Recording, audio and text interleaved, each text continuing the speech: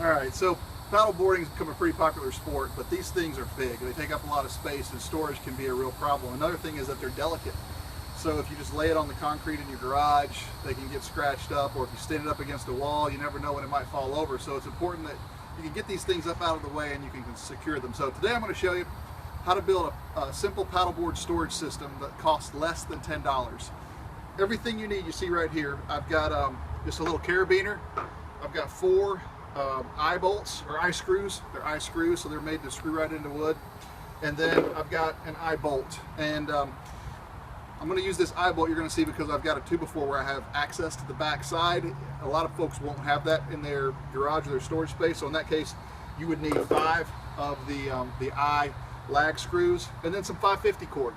So each one of these items costs about $1, and then the 550 cord, it's anywhere from 8 to 10 cents a foot, depending on how much you buy at any one time. So we're going to use about 15 feet of that, so a little over $1. So the whole system is going to cost you less than $10. I'm going to start off by showing you how it works. I've already done one before for this particular paddleboard. I've got a second one, and I'm going to build the system for that one today.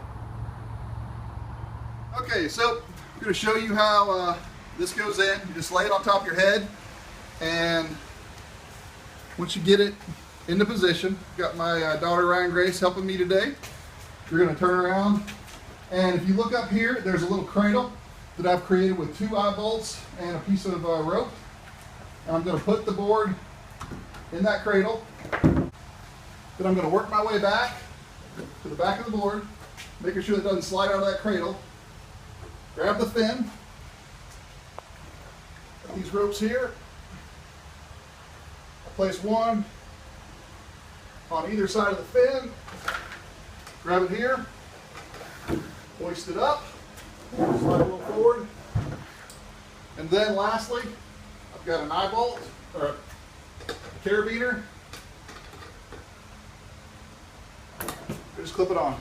And go ahead and get all of it, Ryan Grace. You can see the entire boat is now stored up and out of the way, just a few inches from the ceiling. Okay, so these eye screws, they're pretty big, and you're gonna need to drill a pilot hole.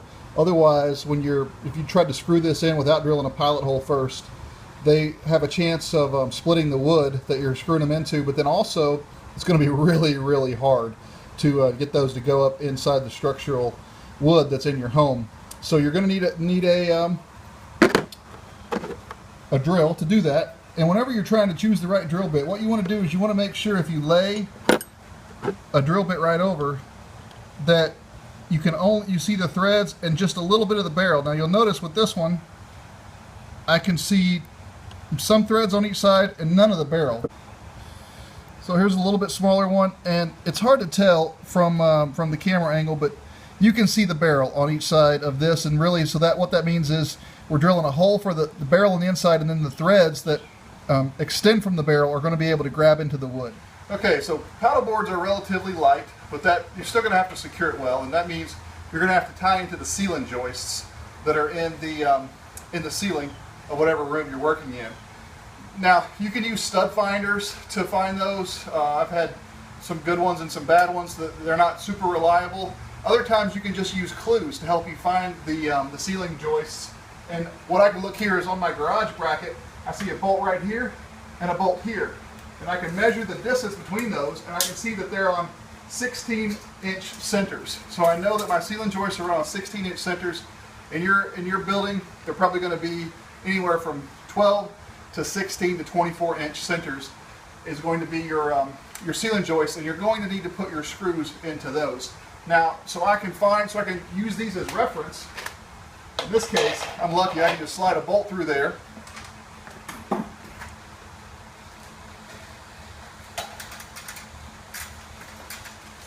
And I can take my tape measure. I can grab that bolt and pull it across. And the great thing about tape measures is most homes are on 16-inch centers, so I've got little red marks. And so I've already drilled my holes, but this is how I knew where to put those. And I'm doing those 32 inches apart. My board is actually 32 inches, but on the nose and the tail, they're narrower, so it's going to work just fine. So now we're going to put in our first 2 screws, and you're going to just stick it in the hole that you've drilled and start that. You're probably wondering why I'm holding a screwdriver. I'm about to show you. So at some point it's going to get really hard to turn, and you can't put a wrench on that, but you can just take a screwdriver and you can insert it into the hole, and that will give you the leverage that you need to go ahead and tighten that screw up. So now I've just about got it to where all the threads are up into the ceiling, and then what you're going to want to do is you're going to want to turn it so that when you finish, that the eye is going to run parallel to the length of the board. The board's going to be running across the ceiling just like that. So that's our first screw. I'm going to go ahead and finish up the others. Okay, there are other little clues that you can use to find where your ceiling joists are. And if you look right there, see these little dimples in the ceiling? That tells me that those are nails, and that tells me that there's one right there, and that was how I determined where to put that particular eye screw. And then once I had that one in, then I could measure over 32 inches because I know they're on 16-inch centers, and I could put the other one in. Okay, so now I have all 4 of my eye screws in. See those? Now you're probably wondering, how far apart do I put those? Of course, they're spaced based on the ceiling joist. They're 32 inches apart. Each set of screws are 32 inches apart, but then lengthwise, how far? And what I've used for my other board is about 2 to 2.5 feet shorter than the board. So my other board is 11'6", and the eye bolts are spaced 9 feet apart. This board I'm about to hang is a 12-foot board, and I've got these probably about 9.5 feet apart. I did just a little bit farther on each end. Okay, so this is the anchor point for my pulley system. I put it right here in some shelves that I have built in my garage. Just ran it through, but if you don't have something like that, then what you could do is just once again go and find a stud in the wall, and you could just use another one of those eye bolts and you could put it right into the wall. But once again, because I had this, I can just tighten that up.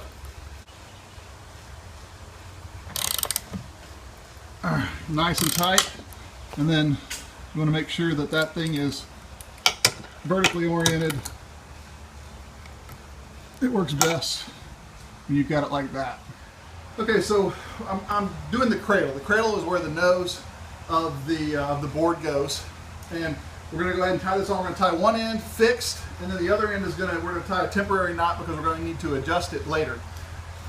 Once again, I'm not using 550 cord for the front, and that's because 550 cord, it's strong enough to hold the weight of the front of the board, but it's got a little bit too much stretch, and I'm working in a tight space here between my garage door and the ceiling, and I can't afford to have any stretch, so I've just got some cheap polyester rope you can get at any big box store. And on one end I'm going to tie my permanent knot, and I'm going to tie a bowline knot, because that's a nice good knot that holds well. It doesn't weaken the rope, it doesn't tighten up on the load, but you can just tie pretty much any knot, a granny knot, just a knot that you know is going to hold forever. And then you're going to come over to the other side, and this is where we're going to tie our temporary knot. So I'm going to get it to where I want to get enough that I know my board will fit in there between the rope and the ceiling, and I'm just going to tie a half hitch, which is just really kind of an overhand knot, and then I'm going to come back through and just tie a little bow through there, and that will allow me to load up my rope, but I can still pull this and adjust it later on when I get the board up. So this paracord, whenever you cut it, it gets frayed in, so you're going to want to make sure, I know this end that I'm about to put up there is going to be a final permanent end, so I want to make sure that sometimes it can be a little hard to trim those little pieces off. But there we go, got them trimmed away. And then what you're going to want to do here is to grab a lighter and then just give them a little melt so that they all melt together and they don't fray anymore. Okay, so we got that. Now what we're going to do is we're going to start the pulley system. And so this is the anchor point, And what you have to do is you've got to feed the cord through the anchor system from the back to the front, basically. So we're going to end up in this anchor. So we're going to come through the anchor, then we'll come up, and we'll go through the eye bolt closest to the anchor, and then we'll come back around through the far one, and then come back, and I'm going to secure it to this spot right here. Once again, I'm going to tie a nice little bowline, and this is going to be the start of our pulley system. Okay, so then once I had this set up, I'm going to pull this down to about, a comfortable height where I can lay the back of the board in here, and it's about, eye level when it's apart like that. And then once again, I came over and then I just trimmed this off, and so now I'm actually going to attach the permanent anchor, and then you want to anchor it to the carabiner, not the eye bolt itself. That way, if you ever want to take this down, you can. And so I'm just going to go ahead and I'm just going to tie a really simple knot. You just get a little, what they call a bite or a bow, and then just tie a knot in that. And then that will let me attach it there. And we're getting ready to go ahead and put the board up. The board, it's a lot nicer than my first board. My first board was basically a plastic board, and when I put it up, it really doesn't matter if it rubs the ceiling, but this is an epoxy board, and I want to be a little bit more careful with it. The nose will rub the ceiling when you put this board up. I guess you could, the way I do it, it does. If you made the cradle on the front a little bit deeper, you could possibly keep it from rubbing, but I've got to get between the garage door and the ceiling, so I don't have a lot of room to work with. So I'm going to just take this old towel, and I'm going to lay it there on the front of the board, and what I'm trying to do is to protect the nose of the board. I've got these straps so they can kind of hold it down there to protect the nose of the board so it doesn't rub on the ceiling and scuff the ceiling or the board for that matter.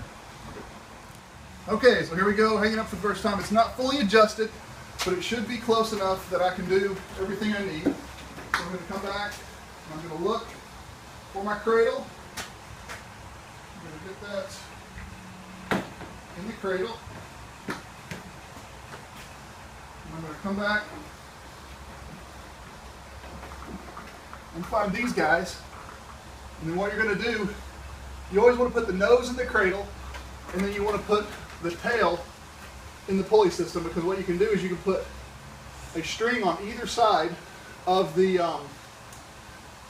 rear fin, and it helps hold it into position. Now I'm going to crank that thing up.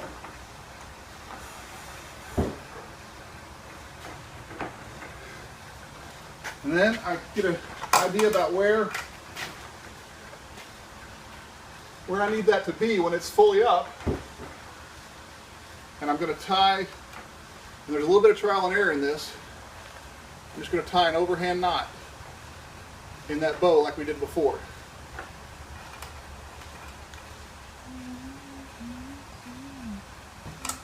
Kind of look there. Good idea about where it's going to be. And you could have somebody hold the string for you, and it would be a little bit easier than what I'm doing right now. So now I've got my string there. I can take it and hook it in.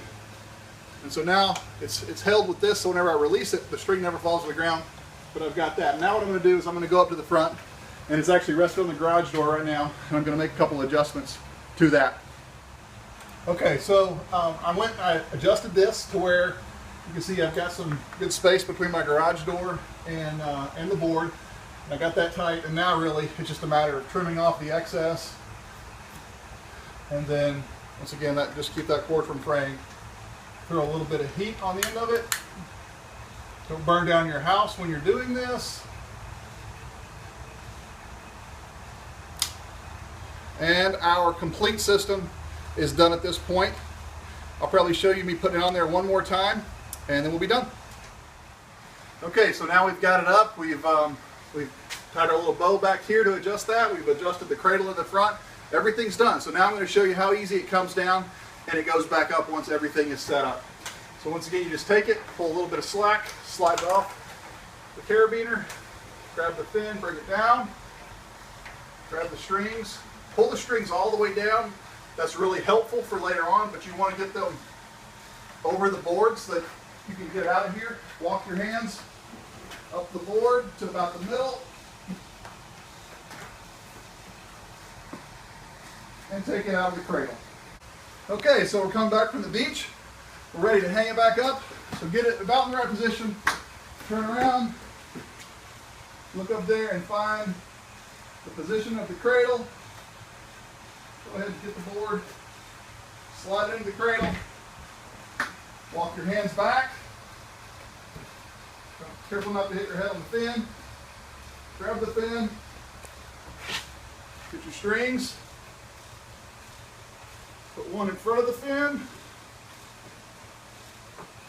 and one behind. Grab this end and pull it up. Put your carabiner, clip it, and that is your board suspended from the ceiling, completely out of the way. It's not lost on me the fact that I'm 6 feet 2 inches tall, so height definitely helps.